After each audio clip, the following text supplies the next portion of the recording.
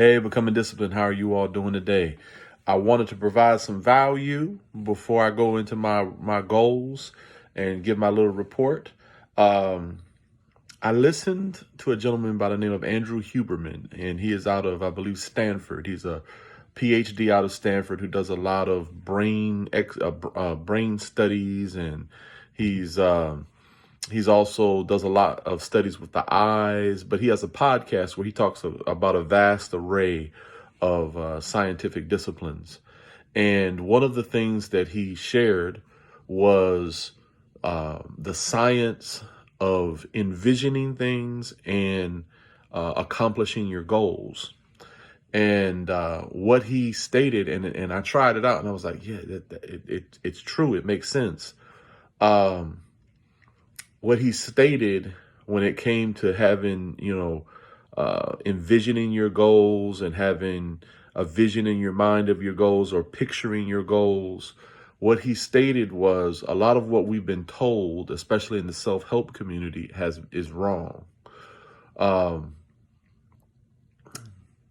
and it really makes sense to me. We have been told to work on, picturing success, picturing you crossing the touchdown, picturing you winning the prize, envisioning it, seeing it, believing it. Okay. And that is true. You should do that. But what Huberman, when he was reading off of these studies and what he suggested also makes sense. He says, not only should you envision winning or accomplishing it, you should envision how is it going to feel if you don't accomplish the goal?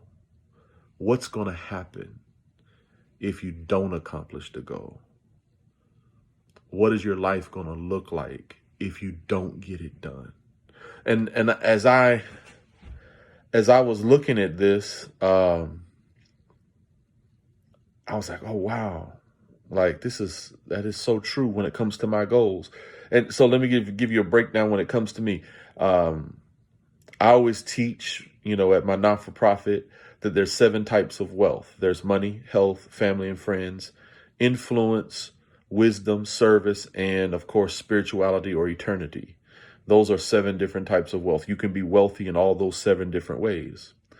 And goals that I have that are within all those 7 different ways is it's a goal for my family is to make enough money to move my family into a better zip code because that'll be better off for my little girls.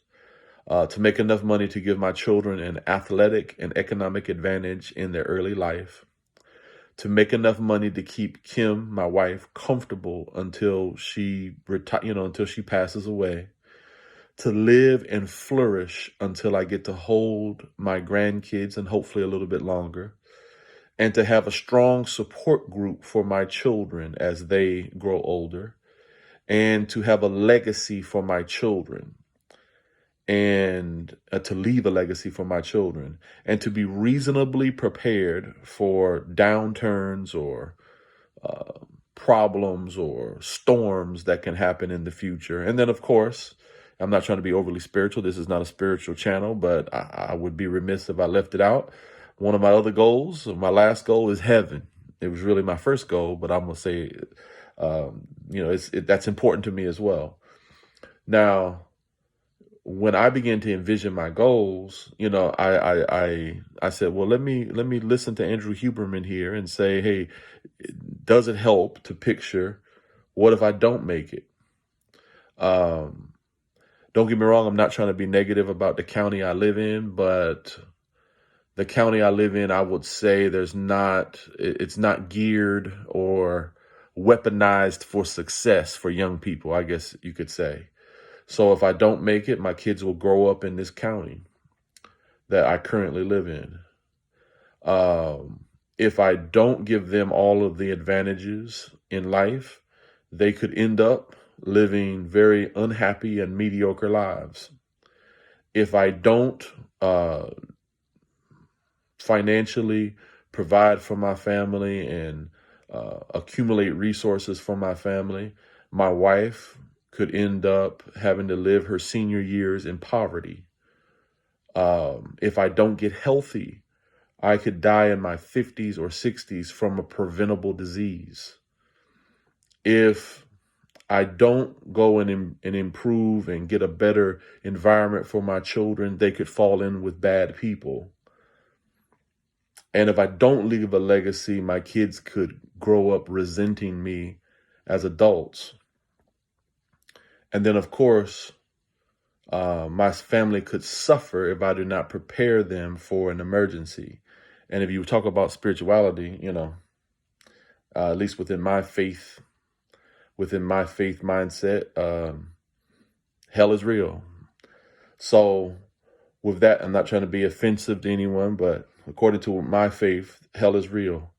So I share all of that to share with you that when you begin to think about the consequences on how life could look if you don't accomplish your goals, man, it's a punch in the face. It's a real punch in the face. Yes, it would be great for all of these things to happen on the positive end. But when you begin to think, man, what's the consequence if I don't do it? I'm not trying to be disrespectful to this county, but I don't want my kids growing up here.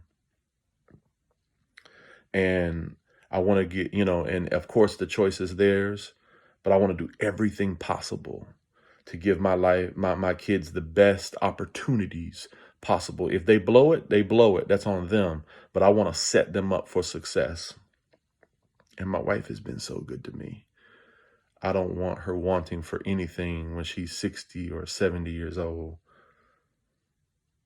And I want to see my grandkids. I want to walk my kids down the aisle. And I want to do everything I can. They say that when kids turn 13, that they end up kind of transitioning where they listen to their friends more than they listen to their parents. And if that's so, I want to surround them and put them in good environments where at least the teenagers they're hanging with are headed somewhere and doing something. And, legacy is important. Us humans, we can think a little bit too much of legacy for ourselves because, 3 generations from now, it'll count for eternity, but people won't remember your name 3 generations from now. But creating a legacy is important for my children because I want them to remember the legacy we create here with this family, even long after my wife and I are gone. I want them to remember 50, 60 years from now what their mom and dad represented. And then also when we talk about the concept of heaven and hell, I'm not trying to preach to you all here. This is a secular channel, but I'll say this. I believe that there are eternal consequences for how we live this life. So, with that being said, I believe I believe that those studies that Andrew Huberman parlayed have some significance. And not only am I going to include the positive visualization, I'm going to remind myself about the consequences of what happens if I don't get this stuff done. Well, all that being said, I hope that provided some value to you. Hopefully that'll give you a little nugget to help you along in your day. I can say I'm crushing it with my goals. I'm sticking to my diet. I'm getting exercise. And the one thing I will say is that today I was a little distracted on the job. I spent my 8 hours in front of the computer, but I was not. I was really distracted. And I even tell you what I did. This is why I was distracted. A guy that I'm sure you're sick of hearing about, Alex Hormozy, he chews nicotine to help nicotine gum to help him focus. And Kim got me one nicotine gum that I got 2 days ago, and I tried one and it kind of worked. It did kind of help you focus a little bit. And I got a little too ridiculous with it. And I put 2 or 3 pieces of nicotine gum in this morning. And next thing you know, my head was hurting and my jaw was hurting and everything else. So the productivity on the job was damaged a little bit. So, but health wise, I'm knocking it out of the park. And I am on track to hit my goal of next week being at a particular weight when I walk into my doctor's office. Um, and more good news I want to share with you. Since I started that Alex Hormozy diet, I have only needed to take in all of these days, I've only needed to take one blood pressure pill in all of those days. My blood pressure has fully regulated, and I haven't cracked 130 in 9 days. Well, I cracked it one time. That was that one time, that one day I cracked it, and I'm so happy about that. I'm going to be able to walk into that doctor's office and get off of blood pressure medication. And man, that's a good thing. That is a good thing. So I'm encouraged. And matter of fact, me reporting to you helps me. So I appreciate you all. And y'all have a wonderful evening. And or whenever you watch this, have a wonderful day, wonderful evening. Tomorrow is family day, so I'm not going to lay out other than eating correctly. Oh, there's one other change.